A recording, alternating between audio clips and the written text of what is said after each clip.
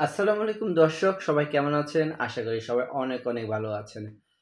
আজকে আমি যে টপিকসটা নিয়ে কথা বলবো সেটা হচ্ছে সামনে অনুষ্ঠিত হবে চলচ্চিত্র সমিতির নির্বাচন ২২-২৪ মেয়াদের। তো এই নির্বাচনে প্রতিদ্বন্দ্বী হচ্ছে মিশা সওদাগর, ডিপজল। মিশা সওদাগর হচ্ছে সভাপতি আর সাধারণ সম্পাদক হচ্ছে ডিপজল।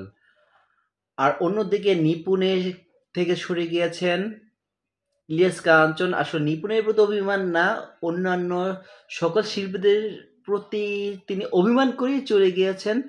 এন কারণ তাকে সম্মান করে কেউ নাকি আসেনি এবং কাজও তার সাথে করেনি। এটা তাকে ছোট করা হয়েছে। আমি ব্যক্তিগত ভাবে বললে আমিও বলব এটা খুবই খারাপ হইছে, খুবই খারাপ হইছে এবং খুবই খারাপ হইছে যে অ্যা ইলিয়াস কাঞ্চনের মতো একজন শিল্পীকে তারা সম্মান করতেছে না। আমি এটাই বলব যে সম্মান করা হয়নি। হ্যাঁ, জায়েদ নিপুণ দ্বন্দ্ব আমরা জানি, ফাইন, ওটা আমরা সবাই বুঝি।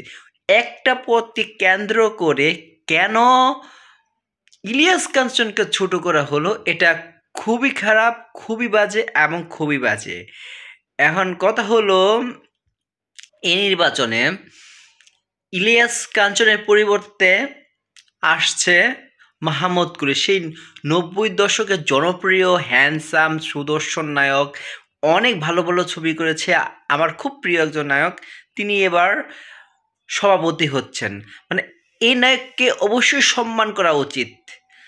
আই থিঙ্ক প্রত্যেকটা শিল্পী এই মাহমুদ কলিকে সম্মান করে নিপুণের প্যানেলটাকে পাশ করিয়ে দেবেন এবারও।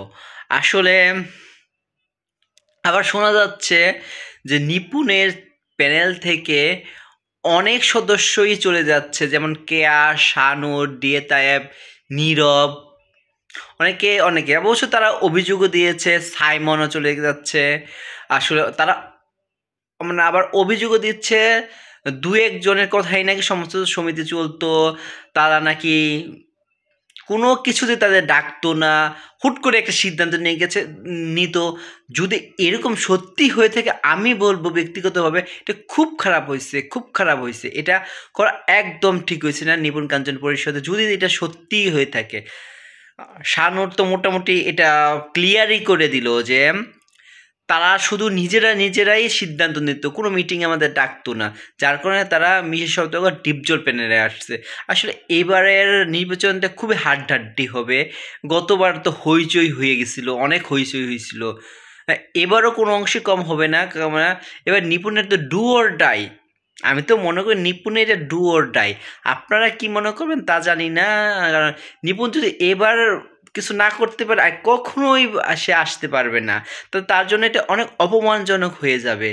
এমনও হতে পারে ডিপজল খুবই কৌশল করে সাধারণ সম্পাদক পদটা নিয়েছে যেন নিপুণ কোনোভাবেই পাশ করতে না পারেন, বিজয়ী হতে না পারেন। কারণ আমরা সবাই জানি ডিপজলের চলচ্চিত্র দিয়েই কিন্তু নিপুণ আসছে। আবার ডিপজল অনেক বড় মাপের প্রযোজক, সে অনেক দান করে। হ্যাঁ, নিপুণের অনেক দান করার অনেক নজির আছে, সেও এফডিসি শিল্পী সমিতিতে দান করেছে।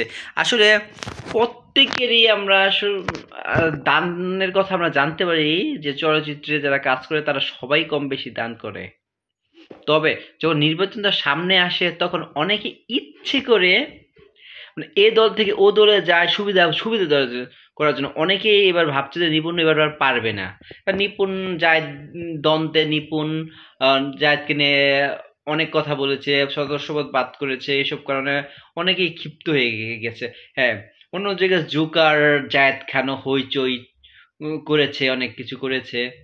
যাই হোক, এগুলো নিয়ে আমরা কথা বলবো না। দেখা যাক শিল্পী সমিতি নির্বাচনে কে জয়ী হয় এবার, কে জয়ী হয়।